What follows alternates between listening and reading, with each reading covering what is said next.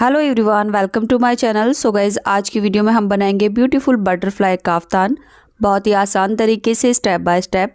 तो वीडियो को अच्छे से समझने के लिए एंड तक ज़रूर देखें, कहीं भी स्किप ना करें।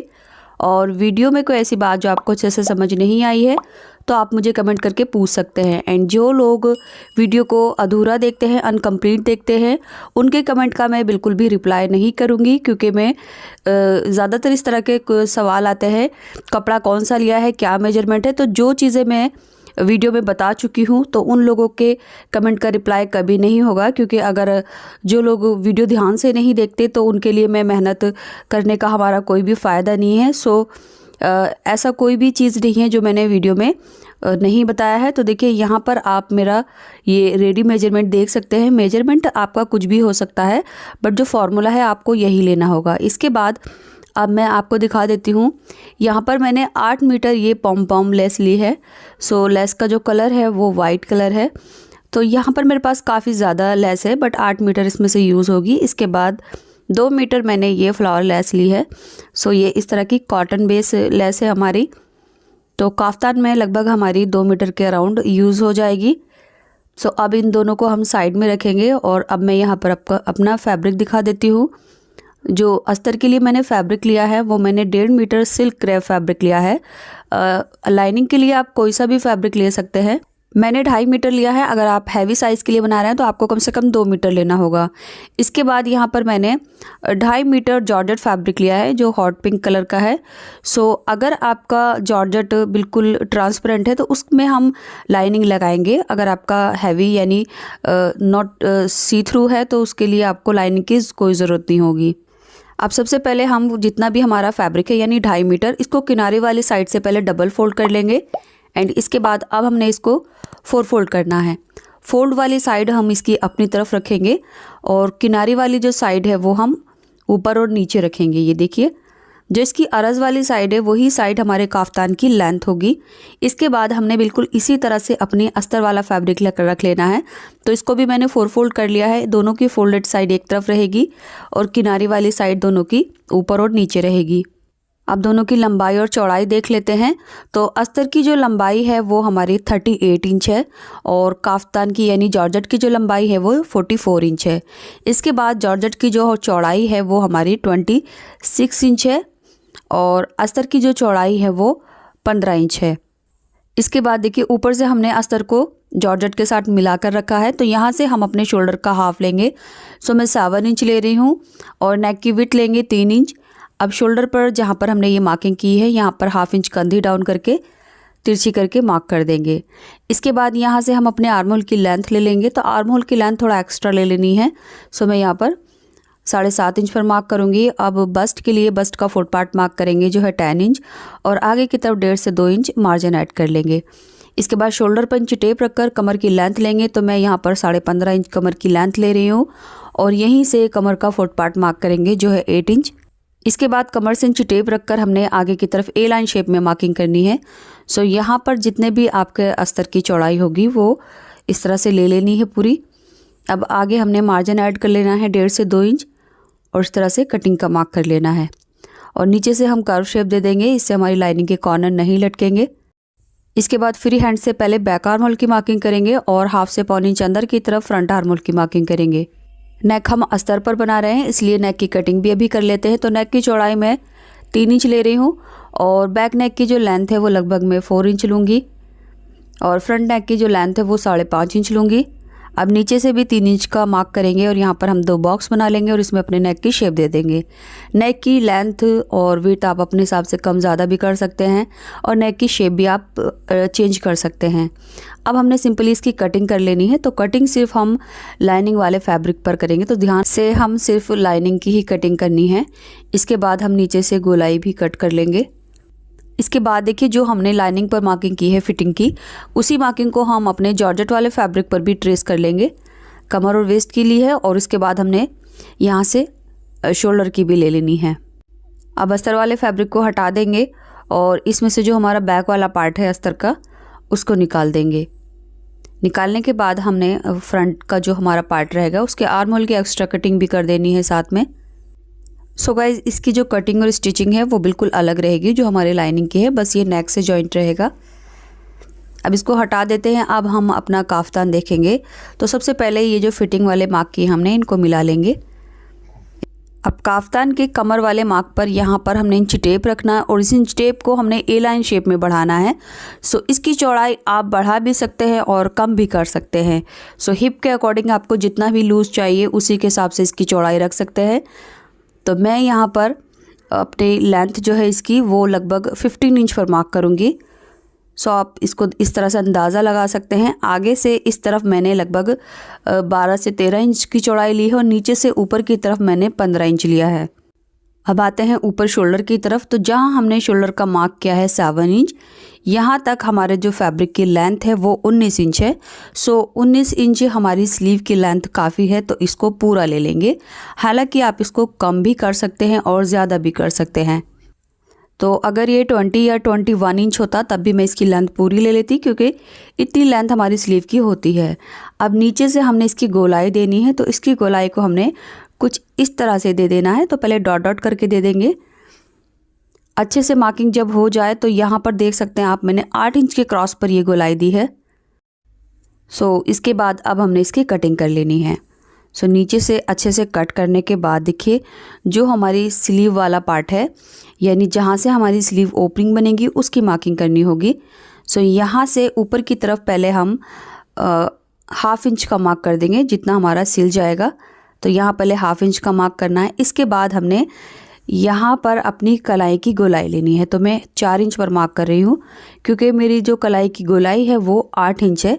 सो इसकी जो चौड़ाई है वो आप जितने उसमें कंफर्टेबल हैं उतना रख सकते हैं। तो यहाँ पर 4 से 5 इंच हमने स्लीव की ओपनिंग रख लेनी है। अब यहाँ पर मैं नॉचेस भी लगा दूँगी। तो कट ना लगाकर आप डायरेक्ट चारों लेयर पर मार्क भी कर सकते हैं, जितनी भी आपको स्लीव की ओपनिंग रखनी है। सो यहाँ पर हमारा जो फैब्रिक है वो 4 लेयर है इस तरह से। इसके बाद अब हमने इसमें से एक पार्ट निकाल देना है, जो हमारा बैक वाला पार्ट बनेगा। सो एक मैं इसमें से निकाल देती हूँ और दूसरे वाले पार्ट को टर्न करके रख लूँगी, और जिधर मार्किंग नहीं आई है उधर भी मैं मार्किंग नीचे से ऊपर की तरफ ट्रेस कर लूँगी। तो क्योंकि ये जॉर्जेट फैब्रिक है तो ट्रांसी है, सो नीचे जो हमारी मार्किंग थी उसको ही ट्रेस करते हुए हमने दूसरी साइड में भी कर लिया है। अब अस्तर को हमने इसके ऊपर रखना है, जिसकी हमने आर्महोल की एक्स्ट्रा कटिंग की थी। तो दोनों के नेक की भी हमने गहराई कट कर लेनी है। सो इस तरह से ये हमारा फ्रंट वाला अस्तर और काफ्तान है। जैसा कि मैंने आपको बताया, अस्तर की सिलाई बिल्कुल अलग होगी। सो अस्तर को हमने इस तरह से ओपन रखना है। अब इसके ऊपर हम अपना बैक वाला पार्ट रख लेंगे। दोनों को कंधी की साइड से 1/2 इंच का दबाव लेकर सिल देंगे। इसके बाद इसकी स्टिचिंग कैसे होगी वो आगे हम वीडियो में बताएंगे। पहले कंधी ज्वाइन कर लेंगे। अब हमने अपना काफ्तान ओपन करना है। तो ये हमारा फ्रंट वाला पार्ट है, इसके नेक के सेंटर में हम मार्क कर लेंगे, और ये हमारी फ्लावर लेस है। तो सबसे पहले हम सेंटर में लेस को लगाएंगे। जहाँ पर हमारी कमर की लेंथ है उतनी ही लेंथ पर हमने ये सेंटर की लेस लगानी है। इसके बाद अब हमने साइड में एक फ्लावर ऊपर करके, यानी ये लेस को हमने थोड़ा छोटा करके लगाना है इस तरह से। अब इसी तरह से दूसरी साइड में भी हम एक फ्लावर कम लेंथ में कट कर लेंगे। सो ये हमारी 3 लेस बिल्कुल सेंटर में आ गई हैं। अब बिल्कुल इसी तरह से हम आगे भी लगाते जाएंगे। तो एक फ्लावर की लेंथ को कम करना होगा और इसको कट कर लेना होगा। अब इसी की लेंथ के बराबर एक और पीस कट कर लेंगे दूसरी साइड के लिए। सो यहाँ पर ये इस तरह से आएगा। सो गाइज़, ये जो लेस है ये मार्केट में आसानी के साथ बहुत ही सस्ते दामों पर मिल रही है। 10 रुपये पर मीटर मार्केट में मिल रही है। अगर इसको हम थोक रेट पर ख़रीदें तो 6 से 7 रुपये पर मीटर ये मिल जाएगी। सो जिन लोगों को ये आसपास अवेलेबल नहीं है वो अमेज़ोन पर भी सर्च कर सकते हैं, बट अमेज़ोन पर इसके जो रेट हैं वो थोड़े ज़्यादा हैं। अब देखिए, ये जो लेस थी मेरे पास 2 मीटर थी और 2 मीटर लेस हमारी नेक में ही आ गई है। सो इस तरह से कम हमें 2 मीटर लेस तो ले लेनी होगी। अब यहाँ पर सिंपली इनके ऊपर एक एक सिलाई लगा लेंगे। तो पहले पिन से टक कर लेंगे, उसके बाद हम इस पर सिलाई लगा लेंगे। सिलाई लगाने के बाद अब हम अपना काफ्तान का बैक वाला पार्ट लेंगे, दोनों की नेक की साइड से मिलाकर रखेंगे और यहाँ से 1/2 इंच का दबाव लेकर इस साइड से सिल देंगे और इसी तरह से इस साइड से सिल देंगे। कंधी सिलने के बाद अब हम अपने काफ्तान का जितना भी नीचे की गोलाई है, घेरा है, उसको मैं 1/4 इंच डबल फोल्ड कर दूंगी। तो यहाँ देख सकते हैं आप, कंधी सिलने के बाद यानी शोल्डर हमने पूरे सिल दिए हैं और लेस भी लगा दी है। इसके बाद हमने इसको नीचे से जो इसका घेरा है वो भी हमने चारों तरफ से 1/4 इंच डबल फोल्ड करके एक सिलाई लगा ली है। अब अपनी पॉम पॉम लेस लेंगे और इस लेस को जितने भी घेरे में हमने फोल्डिंग की है यानी जितना भी हमने हेम किया है इसको हमने यहाँ पूरी गोलाई में लगा देना है। फ्रंट में भी आएगी और बैक में भी आएगी। सो इस लेस को मैं नीचे रखकर इस तरह से लगाऊंगी। तो सिर्फ हमने पॉम पॉम शो करने हैं और जो लेस है हमारी किनारी है वो काफ्तान के नीचे रख देंगे। सो इस तरह से हमने देख सकते हैं आप लेस को लगा लिया है। लेस लगाने के बाद अब हमने अपनी फिटिंग करनी है। सो ये मार्किंग मैं आपको स्टार्टिंग से ही दिखा रही हूँ काफ्तान पर। इसको डार्क करके हम इसकी फिटिंग कर लेंगे। तो काफ्तान को अच्छे से पहले सेट करके रखेंगे और फिर यहाँ से हमने ऊपर से नीचे की तरफ इसकी फिटिंग लगा लेनी है। तो फिटिंग लगाने के बाद हमारा जो काफ्तान है ये बिल्कुल रेडी हो गया है। अब इसका सिर्फ नेक रह गया है जिसको हम अपने अस्तर के साथ जॉइन करेंगे। सो ये है हमारा अस्तर। अस्तर को मैंने कुछ इस तरह से रेडी किया है। सो गाइज़, काफ्तान की कई वीडियो में यानी इससे पहले जितने भी मैंने काफ्तान पोस्ट किए हैं उन सभी में मैंने अस्तर को रेडी करना बताया है। सो ये वाला पार्ट यहाँ पर मैं थोड़ा मिस कर रही हूँ, बट मैं आपको बता दूंगी कि ये हमने कैसे रेडी किया है। सबसे पहले हमने इसकी कंधियाँ सिल ली है। इसके बाद इसके आर्म होल को 1/4 इंच डबल फोल्ड कर लिया है। इसके बाद हमने दोनों साइड से फिटिंग लगाकर नीचे से 1/2 इंच इसको फोल्ड कर लिया है। तो दोनों को पहले अलग अलग तैयार कर लेना है इस तरह से। इसके बाद देखिए दोनों के जो फ्रंट वाले नेक है वो ऊपर रखे हैं मैंने। काफ्तान सीधी तरफ ऊपर है और अस्तर रॉन्ग साइड में है, यानी अस्तर उल्टा है, काफ्तान सीधा है। दोनों के फ्रंट वाले नेक ऊपर की तरफ है और बैक वाले नेक नीचे की तरफ है। तो उम्मीद करती हूँ अभी आपको कोई भी कन्फ्यूज़न नहीं होगा। यहाँ पर दोनों की फ़िटिंग अलग अलग कर ली है, अब फिटिंग करने की कोई ज़रूरत नहीं है। अब देखिए नेक की जो हमारी कंधियाँ हैं इनको हमने एक दूसरे के सामने रखना है। सो कंधी की सिलाई वाला पार्ट एक दूसरे के सामने रखेंगे और पिन लगा देंगे। अभी इसी तरह से दूसरी साइड की जो कंधियाँ हैं सिलाई वाला पार्ट, इनको भी हम दोनों के एक दूसरे के सामने रखेंगे और पिन लगा देंगे।